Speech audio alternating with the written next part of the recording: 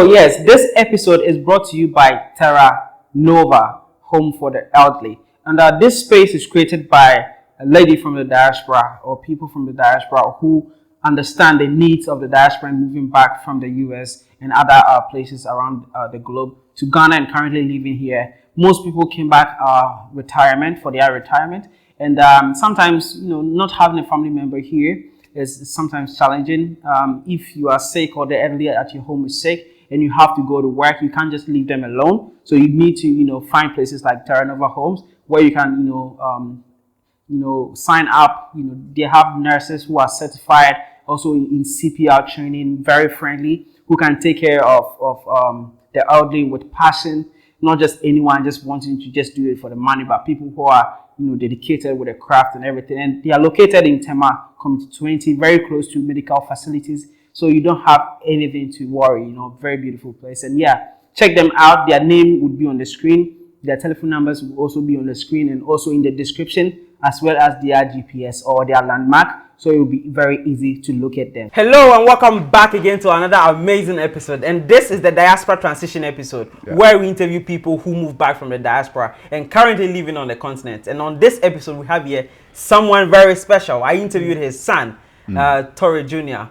And he's just 15 years old. I asked him, how is he feeling living on the continent? And he's like, listen, I moved back with my family. We had an amazing conversation. If you've not watched it, please go check it out. It will be somewhere up here. And you guys commented down, and I'm like, whoa, the comments, some of them were quite interesting. So I'm like, why don't I invite his dad on the show so we talk about it, address the comment section, and also ask about his journey. Why did he decide to move to the continent? So on this episode, without further ado, Mr. Torre, welcome on the show. Thank you, brother. Thank you. Thank you for honoring my invitation. Yeah. I interviewed your son. Yes, you did. Yes, you did. It was a great interview. Thank you. Yeah, you did a good job. And before we address the comment section, people are watching you for the first time. Right. Can you briefly introduce yourself for those watching for the first time? Well, for the first time, my name is Torre Isaac, and like he said, he interviewed my son, TJ, Torre Isaac Jr. We all moved here from Missouri. Liberty, Missouri. I have a family of 6. I have 2 daughters and 2 sons, and I have an older son that's in South Carolina. I'm hoping that he'll come and join me pretty soon after he graduates high school. But we got out of there. We were doing very well. I was an engineer for Ford Motor Company right there in Liberty, Missouri. I know my Ford people are going to give me a lot of shout outs. Living in a nice neighborhood. Everything that you would dream, America to be, that white picket fence, a nice house or whatnot, we're doing pretty good. But what I realized is that I was incorporating my son into a system that wasn't going to benefit him. And it was the similar system that was used in the plantation. I didn't realize that there's a difference between being free and being comfortable. We were very comfortable, but wasn't free.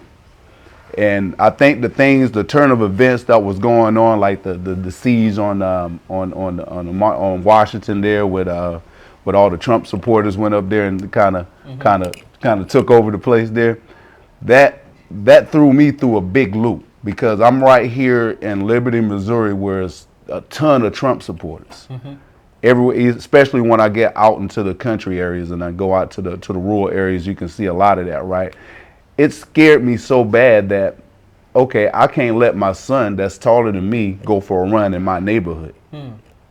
Now, you know what I'm saying? That threw me. That threw me a lot. Why is it like that, though? Because I saw the anger. I saw the anger and I saw the violence. It was very similar to what my parents used to teach me about the 50s when they grew up. When people used to come and knock on their door and snatch people out in the middle of the night. My grandparents grew up with that. Wow. I'm originally from South Carolina. So I have stories on top of stories on top of stories of just violence, racial violence. One of those stories, because you decided to leave. Most people watching have a misconception that America is the place to be. It's the paradise. It's and you're saying you didn't feel safe there, so you had to move.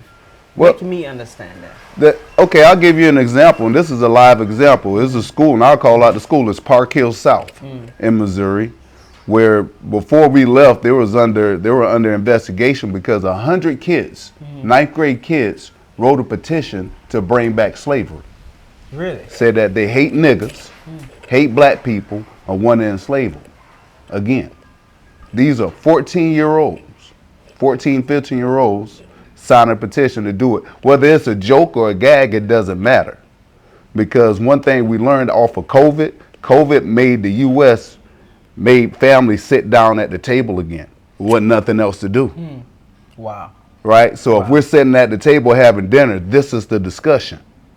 School just opened back up, and this is what your children want to talk about right after the whole George Floyd thing and other incidents. Wow. Wow. Is that something? Go ahead. Is that something that contributed to you leaving the country? Well, we was already contemplating leaving while this stuff was still going on. Okay. Right? And so with my son playing football for a rival school, you know, over there, right, I was concerned for him if he was going to take the field and play this team, if some words would get exchanged. I know how I raised my son. So if he go out to defend himself or if he loses temper, you know, I got his back. I would take the field and I would defend my son. The only question that I had was when I spoke to one of the coaching staff at his school about, did you sit down and talk with the team? Because all the kids got social media. They know this thing is going on. But at his high school, Liberty North, I'll call it out, the team didn't come together and talk to my son, or they didn't talk about the issue at all. They just want to sweep it under the rug. Wow. I'm like, what is that really teaching the students? You're not helping the white kids and you're not helping the black kids then. Wow.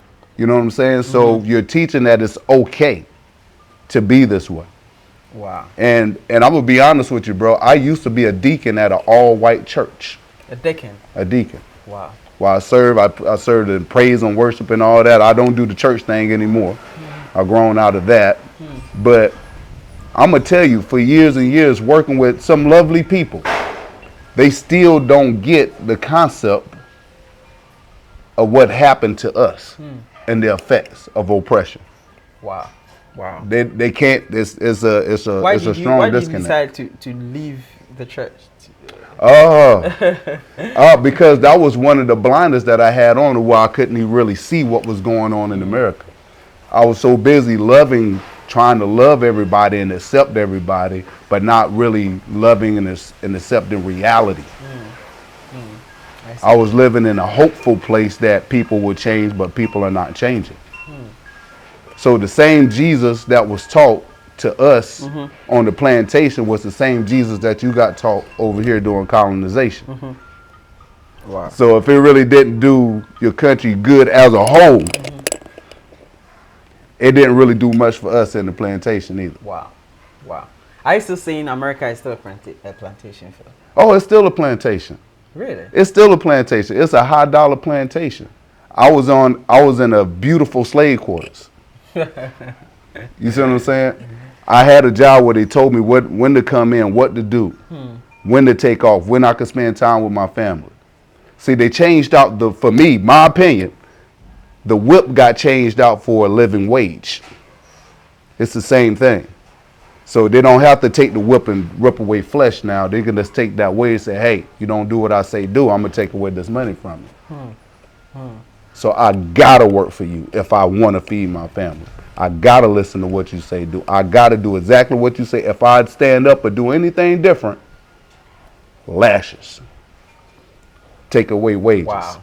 And they'll do it so much to where they'll throw me in a hole. So on the plantation, if the slaves weren't obedient, they will get beaten. They'll get put in a hole. They'll get put into solitary confinement, or whatever kind of punishment place that they can put for them.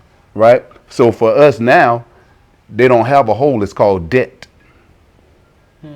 So if you're in debt, now you can't make moves. You can't do anything. Now you got to feed your children. Now I got to do something illegal.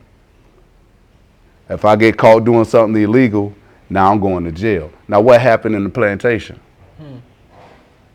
I can't take it no more. I'm getting lashes. Now I need to cheat. I need to do something that's what you call illegal against that system that was put on you. Oh, now you're getting hands and foot chopped off, or you're getting mutilated. You're going to be an example. Wow. You moved back with your kids and family. why was it so important for you? You said a little bit about that, but why was it so important for you to move immediately to the continent? Immediately, because I saw how that changed my son. I was watching him I just want to play football and let it go. And there's a thing called mental slavery that a lot of us are I'm still deprogramming from that. Been here 8 months. Wow. Still finding the ill effects of white supremacy that's been passed on through DNA from being on the plantation. I'm only 2 generations from being on the plantation myself. Wow. From South Carolina. Wow. You know, my grandparents were pretty much like sharecroppers. You know, if one more generation, I'll be right there too. You know, so it's coming from a teaching where, well, my grandparents taught us, you do what that man say do, and understand that this is what my grandmother taught me. All right, my grandmother taught me that, hey, that white man did nothing but take off that sheet and put on a suit and tie. He's the same guy. Now, this is wise words for my grandmother that only had like a 3rd or 4th grade education. What I'm supposed to do with that? Wow. And I still got to teach it to my son. It's 2022, it's 2020. And I'm teaching the same thing that my grandmother taught me, but we're supposed to be free. Nah, we learned how to be comfortable. We didn't learn how to be free. When we start exercising freedom, you see what happens. Look at your athletes. Try to exercise some of this freedom. We try to stand up and talk. We try to stand up. Oh, you can't stand up so much now, huh? So are you really free? Are you really free when I could send my kids to a school to get an education, to get treated like I get treated at my job? You know, and I think I would have to say it's probably a lot from my job. I hate to beat you up for it, but yeah, I'm gonna beat you up. So Ford, Ford Motor Company. Wow. Ford Motor Company. I'm gonna get them. I don't mind getting them, but it's not. I won't say Ford per se. It's just it's the environment. It's the environment, even from the union. So what did it do to make you kind of like, you felt like I can't do this anymore? When I have bosses that have less education than me talk to me like I'm a child and tell me what I better do, then something has to change. Wow. Wow. You know, I've overheard my boss. He's retired now. I overheard my boss with racial slurs. He didn't know I was in the office with him. Wow. And this person is a white person? Yes. Wow. Absolutely. And it was so many promotions and things that got passed off from me that I didn't get. We watched them. We watched them give it to other people and just take care of other white people and not really do what they need. And it's so serious where they have to put up committees. You have a black committee inside the company to make sure that people are not getting treated unfairly. Why does such thing need to exist in the place of the home of the land of the free? Wow, very interesting. You know what I mean? You know, it's the same question that I have for any church. Like I ask churches in the U.S., okay, how come you've been in this neighborhood on this block for the past 40, 50 years and the neighborhood never changed? People still not delivered. Crime is worse. What's the point of the church? And then I'm here, and I'm looking at churches, and I can ask some questions, but I'll be careful because I know where I'm at. Well, I mean, when you decided to move back, you moved with your son. How many children do you have? I have my 2 daughters, my 2 young daughters, 2 and 4 years old, and my 2 sons here, and I have a older son that's in Georgia, in South Carolina. Okay, so their mom came with you too. Yeah. My wife and four of my children came with me here. Yes. Okay, now the extended family and even friends, when you told them, listen, I think I'm done with the U.S., I'm going to the continent. What were some of the things they said to you? For my family was somewhat well traveled from the military, and they get it. They get it. They understood, and they fully support it. Some of my other friends and colleagues would ask me, would give me statements like this. Well, I'm okay at this job. I'm okay with here as long as they don't mess with my money. I'm okay. I can put up with whatever. Is that free? Is that really free? So I wonder what the conversation was on the plantation. I'm okay with master beating me. I'm okay with the treatment of master. As long as I'm doing what master tells me to do and I'm treated well, I'm okay. It sounds the same to me. Wow. When would you say you had this awakening, realizing that, listen, they said the plantation days are over, but we are still on the plantation. Yeah. When did you realize that? When did you come to a realization? Man, as it was really as I was making a transition away from church. Because one of the worst things to me that happened when we got so super involved in church, we lost our natural ability to hate. If you're gonna love everything that God loves, that means you got to hate everything that God hates equally. Equally. So if you say you love righteousness, that means you got to hate unrighteousness. You got to have a love for justice, freedom, equality. And when that's not there, you should be extremely angry and willing and ready to be the hand and the feet of God to execute judgment and to bring about correction. I like that. Let me ask you this. The first time you heard of Africa, what came to mind? Everything came to mind because what we're taught over there in the U.S. is that it's war-stricken, poverty, kidnappings. They'll sacrifice your kids. Some of everything, right? Some of everything. But when we started doing our research and looking for the safest places, Ghana came up, top of the list for us. And that was number one. I had to get my family to a place to be safe because one of the things that scared me the most in the U.S. is that I was a gun guy. I got into firearms just for a hobby and to protect my family. And when I realized when I was going to the ranges and training, there wasn't many people that looked like me. Right. And then when I'm talking with other people from work and talking with other people that don't look like me, they have so much gear, so much gear. They know they have it. If they go into Hickville, USA, they'll pull out all kind of stuff to start any kind of war right now. They know they have it. And it's so hard. It was so hard for me to even get a weapon, but it's very easy for most of them. Wow. They know it's true. They know it's true. So with all the training that I was doing, with myself and with my family and getting prepared, if something were to happen, because you should prepare for worst case scenario. What I realized is that, okay, I'm on the bottom of the hill in a cul-de-sac. I'm the only black family there for a big area, right? And if I had to have a stand down, if the country went dark and something went down, I was only good for one stand down, maybe. After that, where could I go? There's nowhere else safe. But why was it so important for you to kind of also have a lot of gear stuff? Because we was watching the attack in Virginia when people were marching and protesting and everything. We was watching the temperature rise and fall, and we were watching division.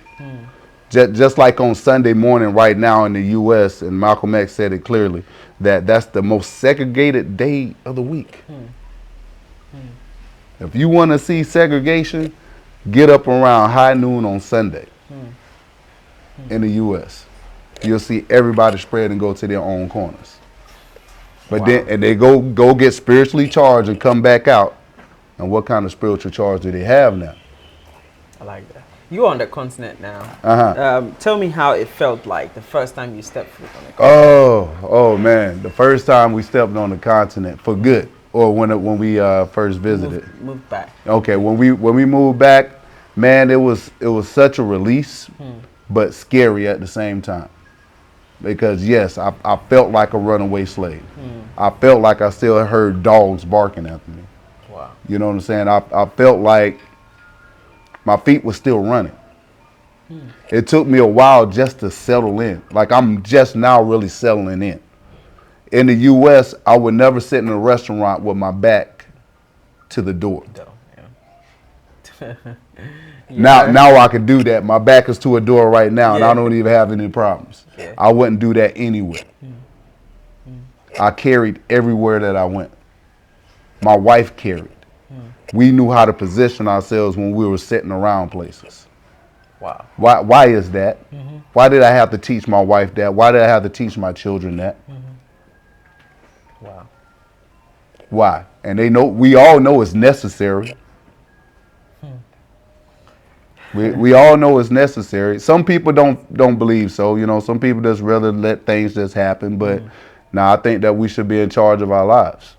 Ford, clarify some things that you were saying. So working at Ford, I don't want to bash a company for people, for the employees, right? But for the most part, the issues that I had with some of the people there at Ford, they didn't get the oppressive attitudes that they had, especially towards our people. I watched them just overwork and overdo their comments and their suggestions to people. They would talk to people like they was third rate because they had that authority. They abused their authority on people. And I watched a young engineer come in to train after me before I left, you know, with his master's in mechanical engineer, has a ring from, you know, School of Engineering up, you know, I believe it was Iowa that he went to. Very, very intelligent. But because he wasn't responding well under that type of pressure and the way that they was talking to him, they beat up on this kid. Just beat up on him. And I'm watching this young man break. Because I realized that that's what they did to me too. But because I'm so conditioned to taking that abuse, I just performed anyway. But watching this young man that's not conditioned, like he doesn't come from a place like I come from, I'm watching him doubt himself. You know what I mean? And I was trying to encourage him and trying to help him, but at the same time, I can't save you from that mindset of the people. You know, so that made it very hard for me to work there personally. Okay. The environment was just not good for me. Okay. Now I want to find out this before we move to the comment section. How did you grow up? Growing up in the US, how was it like? Where did you grow up? Your school, things you had to go through in life, just to have a perspective. So a quick perspective. I'll tell you about my father.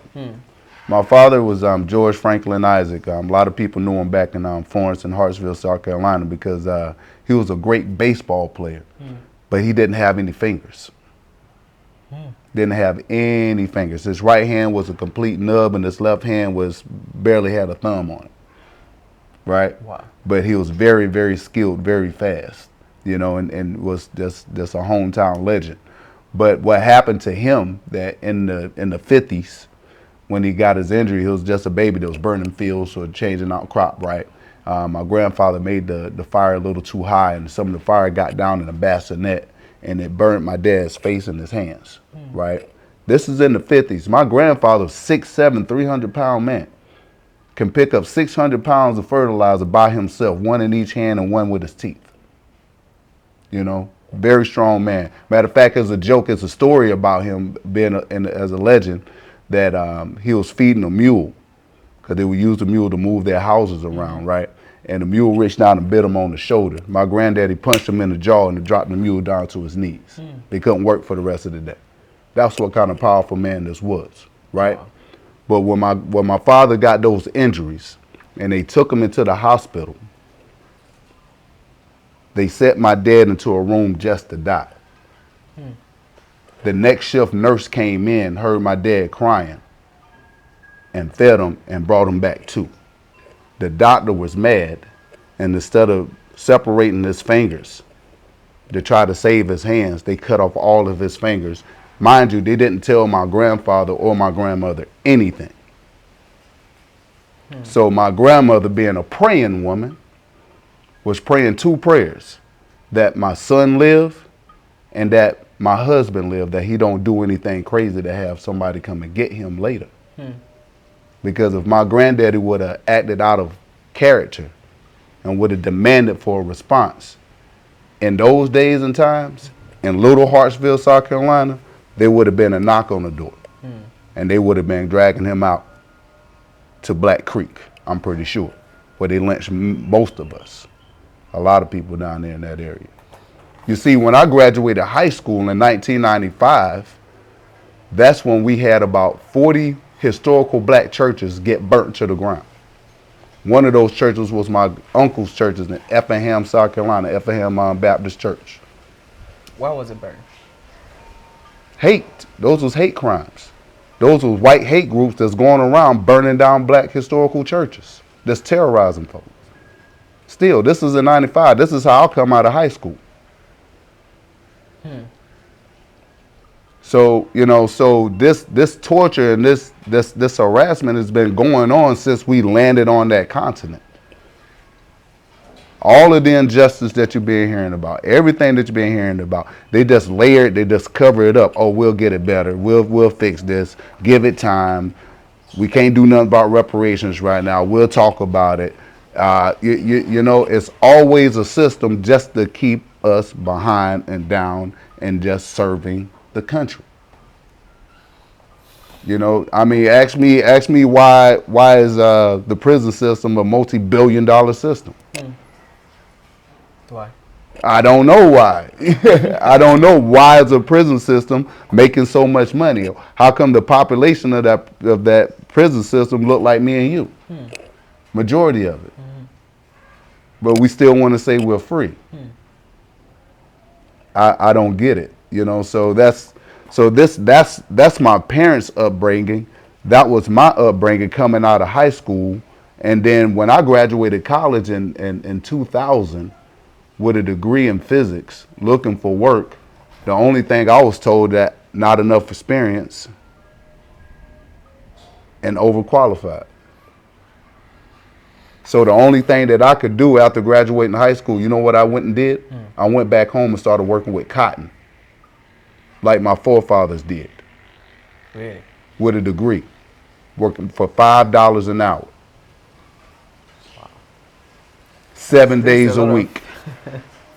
I'm in a front end loader shoveling hot cotton seed that's catching on fire with no mask and it's just blowing back in my face. I'm working with dangerous chemicals. I watched a guy, well, I had a guy when I left the job get his foot cut off because there was no protection for a job like that. That job only hired ex-cons, people that just got out of prison. And the reason why I got that job because I got in trouble because I couldn't find work and I had to do some other things on the side. And this is America. This is America. You're free to come. You want to trade? No, I'm good. You're free to come. People on the continent look at America like the dream, the place to be. But you are saying quite the opposite. It is. I mean, of course, if you're exceptional, they will pay you to entertain. If you run fast, jump high, you sing well, you're a good actor, you're entertaining. We'll set you up well. But don't ever get the idea that you can stand up for your people, Kaepernick. You know what I mean? Don't ever think that you can go against the system that giving you these trinkets. Interesting. I think we will get back to that topic again. But let's go to the comment section and let's see what are some things that people said about you moving with your son who was playing basketball. Football, football in the US before. Let's get to that because I trained my sons in football since day one, because that's what I did, right? And the idea there is like, okay, we're gifted athletically. It's in our genetics. You can use this to get your education and go wherever you want to go, right? In that system, right? And what I realize is that, man, I'm breeding my children just like they bred us on the plantation, just to be an entertainer. So I took away his natural ability to gain his own identity, and I gave him one. You're an athlete. You're a student athlete. You're a football player. This is what you do. And he didn't once get a chance to say, hey, wait a minute. What about who am I? By myself without a football in my hand. I took that away from him without even realizing it. You see? Yeah. You see, that's what broke me down. And then when he told me that he was okay with the environment that he was in, when he was going to school with people that didn't look like him, and they made jokes with him, telling him that either for your future, Tory, you're either going to be in the NFL, a rapper, or a drug dealer going to jail. Wow. And that's his school colleague who said Yeah, these are all of his classmates in school and his friends. Wow. But he was okay with that. So what kind of conditioning were I doing to my son to make him okay with that, to do that? You know, so that's when I saw myself. I'm like, oh, I'm raising my children just to fit into this program that's not good for us. Wow. Yes, he was good. We supposed to be good at sports. It's us. We know that. We could say that. We could say that without being ashamed. We're strong, powerful people. Period. Yes, he dominated. And I loved every minute of it. I was on that sideline going crazy his whole freshman year. I like, you get out there, you dominate the whole game, you take over.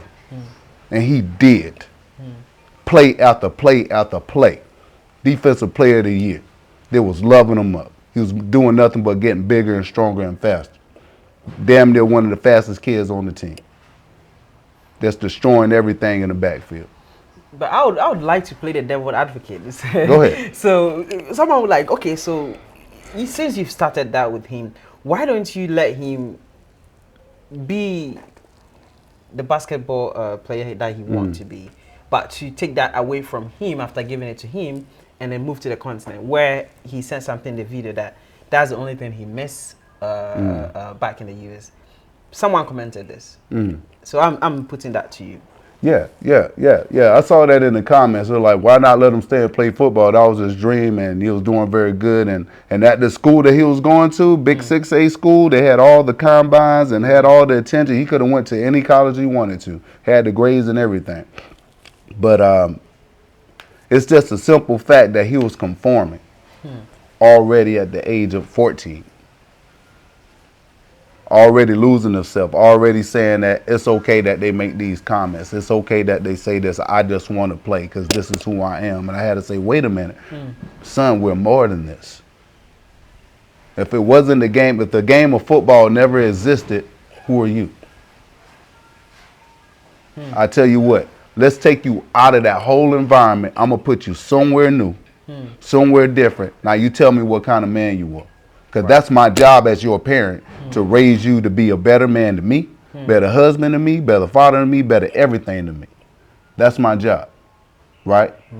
On your own feet, without a football system, without this system, without their system to tell you that you're great at what they created.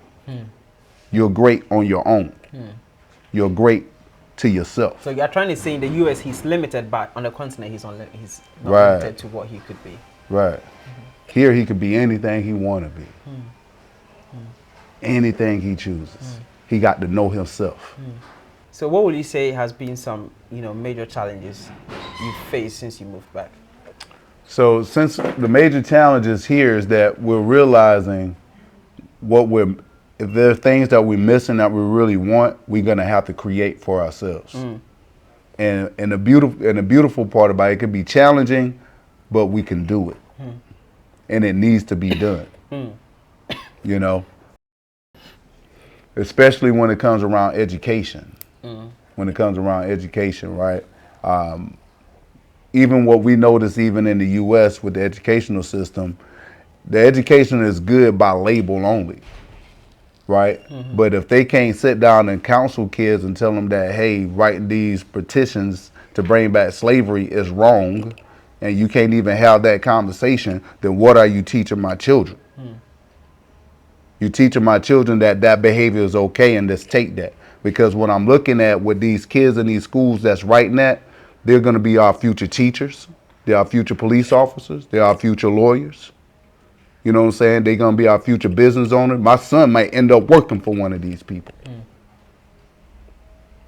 So if this is the character that you're going to teach, character is everything. Education is easy.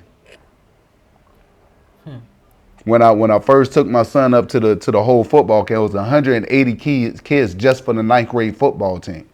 180 just for football. Wow. Just male kids just for football, right? And the coach got up there and told the parents and made the parents feel good, like, yeah, you give us your young men, you give us your children, we're gonna return them back to you as men. That's what we're gonna do here, because we build character and we build these guys up to be such and such. I'm like, okay. And I leaned over to my son and I'm like, no, you're a man now. I don't care what he says. You're a man now. I taught you to be a man now. You stand up for yourself now. You know who you are now. You know you great. You get out there and you be great. You don't need nobody to coach you up to be great when you already that. I told them that on that day, right? But if they're saying that they're teaching character, but you can't sit the kids down and just have a conversation, but you just worried about your points in your system, so you can have all these accolades, so you can go to that big old D1 school and coach and maybe get a job in the NFL or something like that. You're so worried about your career, you really don't care about the children. I had to call as a concerned parent and beg and plead with one of the staff that's not really on the staff, but just, hey, somebody have a conversation with the children. You should know better. Wow, we keep going back to the U.S. I'm sorry, yeah, but okay, but here in Ghana, right? I understand that, you know, the trauma that comes with it is huge. Yes. And it goes very deep, and that's why it was important for you to move your whole family to the continent. Yes. We are on the continent. Do you feel accepted being on the continent? I feel accepted under terms. I feel accepted on the terms of what I can do. Let's hear about it. For the content, because for some reason I might start punching on churches a little bit here, but for some reason when I go into a shop, right, just to buy some water, say I want to buy a bag of water, those sachets, right, and I know they usually run between 5 or 6 CDs, right, but if I go in there and as soon as they hear my accent, that price is automatically 16 CDs. But on the sign on the front side of your door says Jehovah Jireh. Jehovah Jireh meaning that God provides. Who's making the provision now? Jehovah or you? You know what I mean? But you know, for a deeply spiritual people, we'll still hustle our own people. When I return home, I came home to embrace you. I want to bless you. I want to bring everything that I learned and give it to you and let us build up. But what I met with that's disheartening. The only thing, or there are a lot of things as well? Well, that's a small thing, but to me, small things are big because you see that everywhere. So now I'm wondering who to trust. So trust is another thing, but for the most part, really, learning how to negotiate and understanding the culture will help you get along through that thing. So that was mostly a cultural disconnect that we didn't really understand, but we're learning and finding our way. Now we can say no. But tell us how you are adapting so that people watching would know how to go about it when they come across experiences like that. Well, the number one thing when you come in here, you don't want to have the rose-colored glasses like everything is going to be just perfect and smooth. We have to understand that we came from a plantational life, but we're coming into a place that was colonized. Same kind of trickery, same kind of damage. on both ends of the table. You see what I'm saying? So once you really understand that, then you can kind of maneuver a little bit better because you understand people where they're coming from. So they're hungry, they're thirsty, they're trying to have life, they're trying to live life. You can't fault nobody for that because we're doing the same thing in the U.S. So when we get out here and we're trying to educate our children and looking at a good educational system, and we're looking at the schools, they look good. You know, they have the British system and the Cambridge or whatever type system, you know, UK type system going on, right? But when I hear some of the exam questions for you know, graduating with their degree or whatnot, if a question is asked, give me 5 reasons why colonialism was good, that's a brainwashing question. I'm sorry. Now, number one, I'm not gonna send my kid to a school that's gonna, if that's one of his essay questions, because it wasn't good. Why are you teaching your kids to accept something that you know wasn't good? And for another reason, I do remember this on the comments. If we want to get on some of those comments, it was asked, why you not sending? You know, Ghana has beautiful schools. You could send your kids to these schools or whatnot. He should be in school. I'm like, really? I don't see the Lebanese going to your schools. I'm going to say it. I don't see the Chinese going to your schools. Which schools are you talking about, really? Everybody else don't go to those schools. Even the people in higher places here don't send their kids to those schools. So what schools are you talking about? Because I'm looking. I'm looking. And so the other thing I can really understand now is that the group of diasporas here understanding and we see it, so we're trying to develop those schools here. Okay. You know what I'm saying? So we're going to create what we don't have. So with all these challenges that you're going through and you're still finding ways to adapt, will you say you're still comfortable living on the continent compared to you living in the U.S.? If life is about living and learning lessons, this is the best lesson that I can give my children, hands down, than just finishing what I started in the U.S. If I can teach them, this is like their rite of passage. I didn't get one. My parents didn't get one. But my children get to have their own rite of passage in their own way here. Wow. Wow. That is awesome. I think it's a gift you're giving to your family, and time will tell. Time will tell. Time will tell. But do you see yourself going back to the US again? I'm going to try my best not to. You know, probably for some family if need to be. But I'm trying to bring those folks on over. Let's advise the people watching some advice. They are moving to the continent too, like yourself. What do you think they should know before getting to the continent? Best 3 advices. Best 3 advices. I would say learn how to live on less. Start learning how to live on less, so when you come out here, you won't struggle because you'll start conditioning. And when I say living on less, I'm not saying lower your standards, but just being wise with your money. You know what I'm saying? You know, you don't have to, if you got a DoorDash habit, lose that DoorDash habit for food to keep getting delivered to you. Learn how to get out and walk a little bit.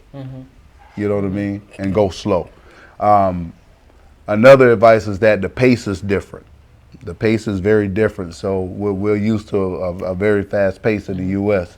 And we can get easily frustrated when we get here because things just, you got to be on Ghana time. So are you enjoying it? Because a lot of people are saying that is, you know, kind of, is it nerve-wracking being laid back, Ghanaians being laid back? Well, we are filled with so much anxiety and so much pressure and so much pressure to perform because that's what they did with the slave. We had to perform. You got to do. You got to go. Now when I say go, you go. Right? So if you got 400 years, over 400 years of that conditioning, when you get to a place where I don't have to hop up, I don't got to move, I don't have to go like that, I don't know, like for me personally, I never been an entrepreneur. So I'm learning how to be an entrepreneur now. I always punch the clock.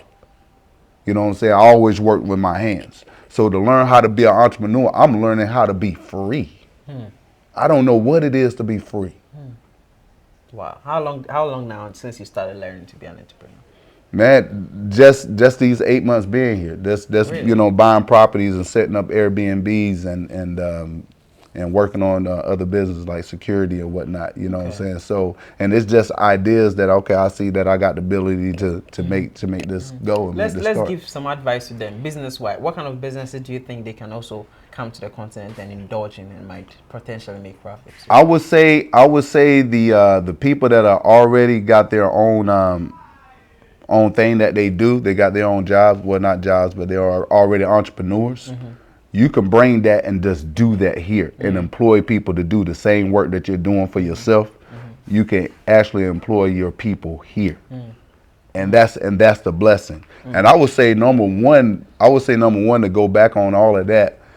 I talk to so many Ghanaians here, right, that go to these schools and getting the education. I tell you, I run across so many engineers and architects or whatnot that drive Uber. It's just so amazing to me. But I would say in this digital world, if we really want to make money and we really want to bring a healing between the diasporans and the people here in Ghana or the people here on the continent, that we use this internet wisely. Okay. We use it very wisely. If you have an Afrocentric shop in the U.S., you should be making some connections with the Ghanaians here. We should be a free, open pipeline to make sure that you got merchandise that you can move over there. Wow. Why, you know what I'm saying? That should be easy just to ship it, right?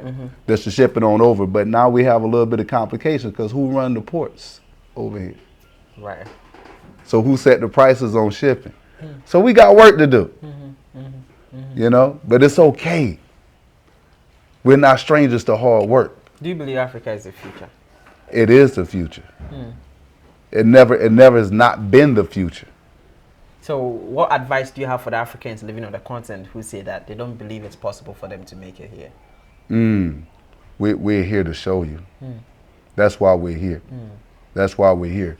We're here to restore that love. So we feel like we lost so much culture and we come back so hungry for it. And maybe that's sometimes that what blind us a lot to some of the issues here because we're so wanting to love you.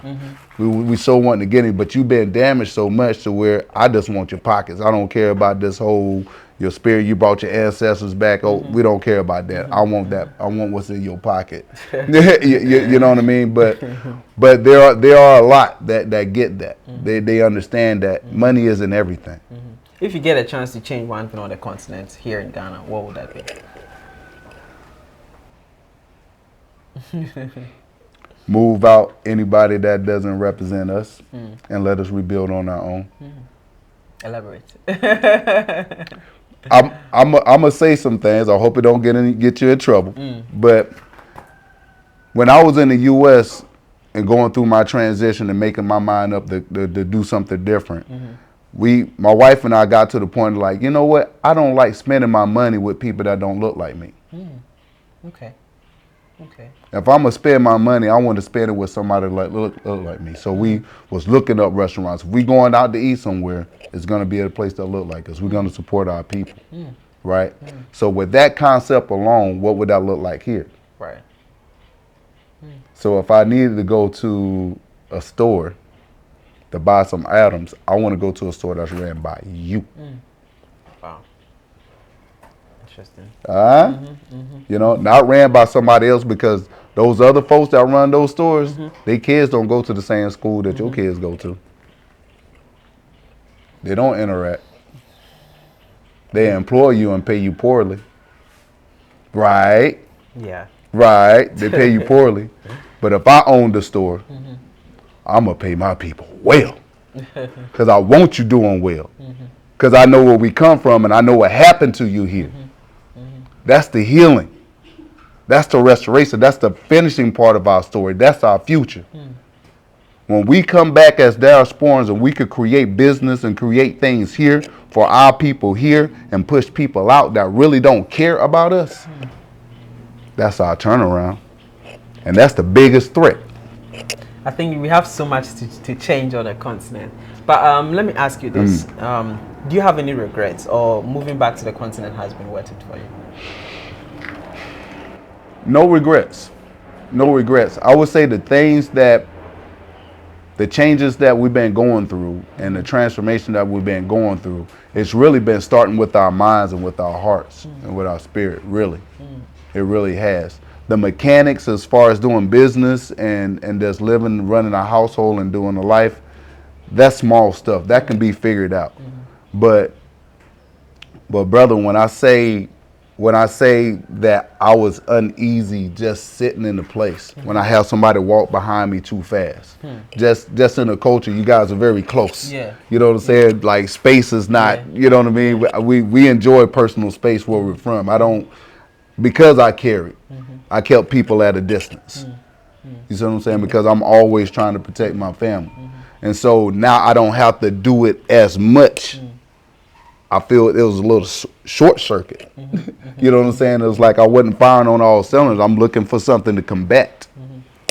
I'm geared for a fight. I'm always ready for warfare. I don't understand peace.